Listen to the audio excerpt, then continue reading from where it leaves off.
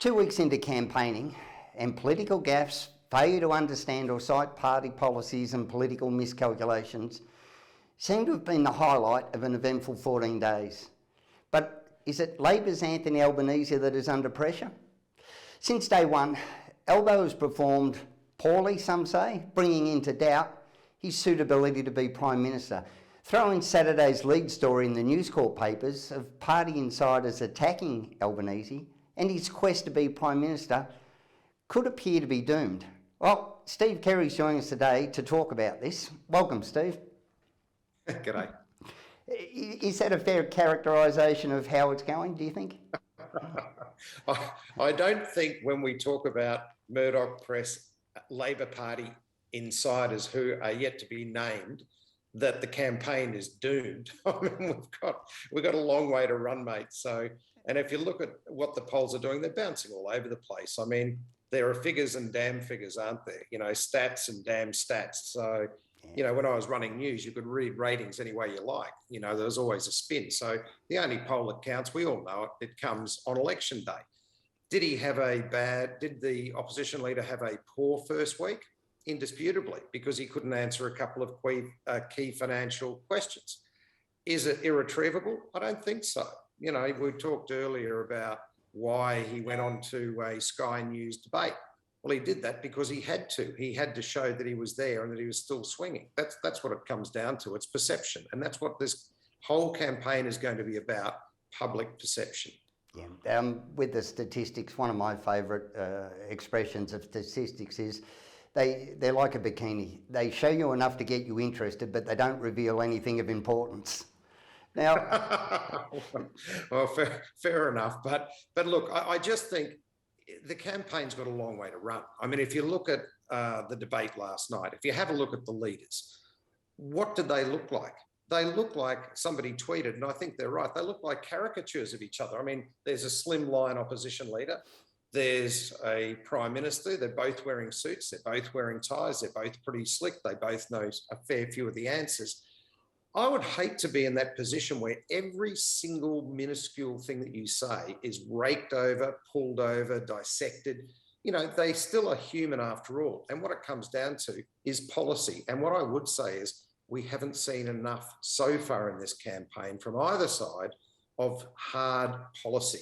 I reckon, I was talking to my mum today before I come on. She's 94, so I hope she doesn't watch this and I let her age out. But I was saying to her, the things that I reckon matter to people, and we are yet to get detail on, are things like, how do I put a roof over my head? How do I put food on the table? How do I put petrol in the car? Those are the things that the great, you know, silent majority that we hear about all the time. I think that's what people want. They want policy on how the future is going to look for them. Yes, you throw climate change into it, you throw that sort of stuff in, you throw security in because we're making a big deal at the moment about China signing a deal with the Solomons. I get that.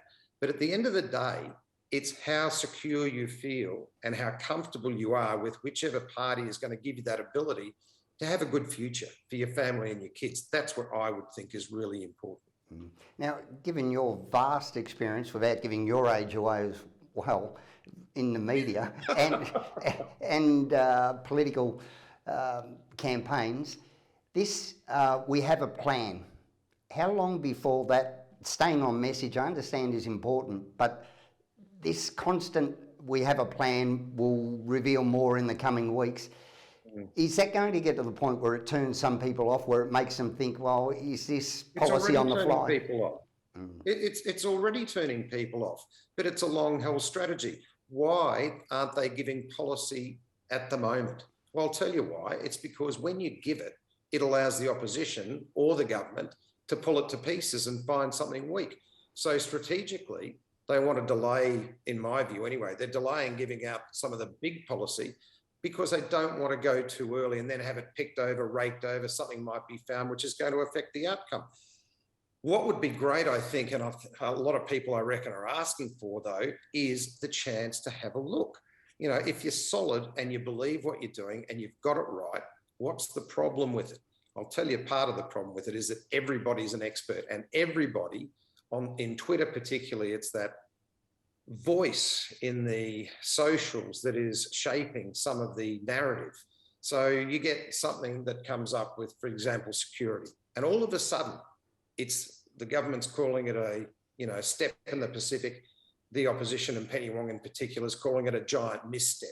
So they're worried about, if you let it out too early, is it going to stand that test of scrutiny? That's part of the problem. Now, have we become more discerning as voters, or, as you mentioned, Twitter? I think it's only about 13% of the Australian population has a Twitter account, and it makes a lot of noise, but the vast majority of Australians aren't on Twitter. Do we pay too much attention to the squeaky wheel? Absolutely, and that's always been the way. Anybody in any business, any government, any sporting arena knows that, it's that old thing, the squeaky wheel gets the oil. So, and this is the challenge for anybody in any part of government or public life, anywhere, is that when you put stuff out, you're not just going to get potential blowback. On Twitter particularly, or Instagram or Facebook, but particularly, it's something that is particular with Twitter. I don't know why, but you get this intense scrutiny and you either love it or you hate it. And that's what I find extraordinary. There's no in between. We've lost the ability with social media, in my view, to have that debate like we're having today. You could persuade me by the power of your argument. Hopefully I'll listen, and you would listen to me and maybe be persuaded by the power of mine. But what's changed over the years is, I don't know that we've dumbed it down, but we've become less able to listen to the other side, to go, you know what, they've actually got a point. It's easier to scream and be mad than it is to be considered and thoughtful and actually have a look and go, you know what, there's something there that actually gels with me. I don't want to vote that way, and I don't necessarily believe it, but at least I'm persuaded a little bit. And what with Twitter, I think what happens is we lose that ability to have a really calm, rational debate. And when we lose that, we just end up with this chaotic noise that keeps swirling around. And unfortunately, politicians are attuned to it, or their minders are, and they make decisions sometimes on the run that are not in the best interests of either policy or party. Now, during this campaign, I think more so than ever, the media seem to be under the spotlight, under scrutiny, and being shouted down as playing an over-important role in shaping messages. And I forget who said it, but I think it was around Joe Bielke-Peterson said the only justification for a government having a media department is to disseminate information on what they're doing. But it seems to have become a lot of narrative about the Murdoch media playing an emphasised role in this election. Do the media actually have the potential to shift the narrative that much that will affect the outcome? Of course they do. When you're talking about Murdoch press, of course they have the ability to change public perception. I mean, that's nothing. There's nothing new in that. I mean, that's been going on for a long time. But I think what's happened is that we now look at the press as either, as I said before, you either look at the press far right or far left. So you technically take it as two tribes, basically. Murdoch stands for right, ABC, Age, that kind of, most people would say, oh, that's a bit left-leaning. Where is the centre ground? Where are the people you trust? So I've banged on about this many times. I challenge people. I don't force them, but I would ask them to read stuff that makes you uncomfortable in your daily political feed. So, for example, rather than reading a narrow diet, I'm a Herald Sun reader, so I'm only going to read stuff put out in the Herald Sun or the Murdoch press. Or I'm a Fairfax reader, so I'll only read what's put in the Age. What I would say is read both and then get some other stuff in between, because that will give you a better idea of where real policy sits and what more considered journalists are thinking. Do we have journalists under pressure? Do some of them live in a bubble? I mean, I read the other day that, too much of the Canberra coverage is insulated because everybody's in the bubble, the Canberra bubble. Well, fair enough. Okay, well, when I was a police reporter, you hung out with police. When I was, covering courts, I hang out with, court people. So you've got to be attuned to that. I think generally in Australia, it's no surprise that I would say with my background that journalists do a pretty good job under trying circumstances. What's changed the narrative, I think, is that over the pandemic, we've had the opportunity to look behind the veil a bit, and we've seen unfiltered media conferences that have gone for an hour or so. The journalist challenge is to pull out the most important part of that media conference that they think has the most impact and will resonate most with their audience. That's not an easy job, and you don't always get it right, but they try. So what happens is you've got all these spin doctors behind talking to journalists, feeding them information. You've got a limited cycle where now there's so much pressure to get so much stuff done and on air in a limited amount of time that you lose sometimes the ability to actually take the time to triple and double check. And that may be a foible and a flaw that we need to look at. But generally, you know, under trying circumstances, I think they do a good job. Now, I saw another debate, and it was framed as the maverick politicians. Now, I'm not sure who decided on the word. Top Gun 2 is yet to be released, mate. How much of a role do we think independents will actually play in the outcome? We've seen both parties come out and emphatically state they will not do a deal to form government with the minority parties. Come on. Everybody, the trouble with that is everybody knows that's a nonsense. Yeah. I mean, look, if it's a hung parliament and a deal's going to be done to get one side or the other into office, are we honestly now so naive that we think a deal would not be done? What they're saying is what they hope. And what they hope is that one side or the other will have a clear enough majority to actually not have to do deals with independents who will hold that real kernel of power. That's what they're hoping. So nobody at the moment would expect them. I certainly wouldn't expect either Mr. Albanese or Mr. Morrison to come out and say, yes, we're going to do a deal with independents, because what they're basically saying there is the electorate would read that, or I would, as we're not confident enough that we're going to win in our own right. Okay, so I think if there is a deal to be done post the election to get one or the other in power, then that deal will be done. Does that give inordinate power to the independents? Yes. Are independents going to play more of a role this time round than they ever have before? I think probably. If you look at what policy isn't coming through yet, whereas the independents, because a lot of them are single policy people, it's either climate change or security, that kind of stuff. So I think they will play a role. What will be interesting to me is to see how much traction, if any, that Clive Palmer's party gets this time round. That will be interesting to me, to see whether there's been any bite or take up. I don't think so, and I probably hope not. Yeah. Now, we recently, I think Monday was our largest ever enrolment day, 200 and something thousand enrolments in one day, 700,000 people will be voting in this election that didn't vote in last election. Will that play a poll? Do we have any idea how that will impact with these young voters on? Or is it because we have compulsory voting that it doesn't actually show any more real engagement? Or that's an interesting question. I heard a university lecturer in politics the other day talking about it. So I can't take credit for having an original thought on this one. It did make me think about it though.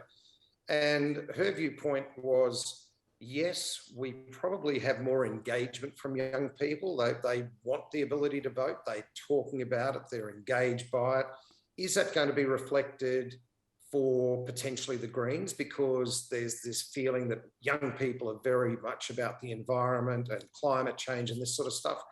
But this lecturer is actually making the point that a lot of the young people who have enrolled to vote will still be creatures of their home environment.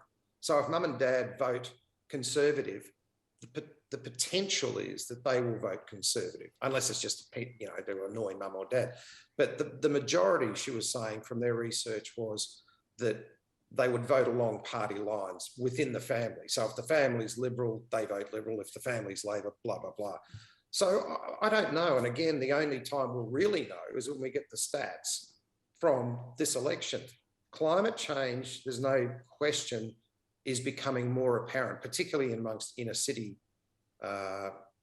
areas. So I think it will play a role. How much it plays, I couldn't tell you. I know from my daughter, she's highly motivated. She's not, I wouldn't call her political, but she's highly motivated and excited about the opportunity to actually vote in something. And I think that's also to do because she's been locked down for a couple of years, hasn't been able to get out, make any impact, do much. So I think there's probably a group of people that look at that opportunity to make change. And if you can't make change as a young person, when can you make it? All right, Steve, one final question. I'm going to ask you to look into your crystal ball, and I want a short term and a long term. So in the next couple of weeks, where do you see the campaign going? What do you think the main points will be and outcomes? Does the incumbent, given the last couple of years have been horrific for Australia, just because of world things, the pandemic, our fires and floods and all the rest of it, will they be judged on the past? Because a lot of Albanese's campaigning, of course, is about the future, but we can actually judge Morrison. Is he going to be held to account for the past couple of years? Are they going to give him another go? So short-term campaign, where do you think it'll go? Where do you think they'll shift? I think short-term campaign, I think it's going to become far more personal. I don't know that we're going to see what I would love to see, a huge amount of more policy. I think the government will fall back on its economic strength, the fact that it's turned back boats, but I don't know that a lot of people are thinking about boats, to be honest, but I know they were talking about that a lot last night. So I think the big danger for the government is that people get bored for whatever reason. I mean, like we've had 10 years or so. So, do we stick with Conservative government again, or do we go, you know what? I want to change for no other reason than I feel like a change. So if the opposition makes any more major financial blunders, I think that's going to shockingly impact their campaign. I would think it's going to be an extremely tightly held race. If I was a betting man, I would probably put Labor in front at the election. Well, there you have it, Steve Carey, with the predictions and his years of insight and knowledge. Thanks so much for your time, Steve. Pleasure.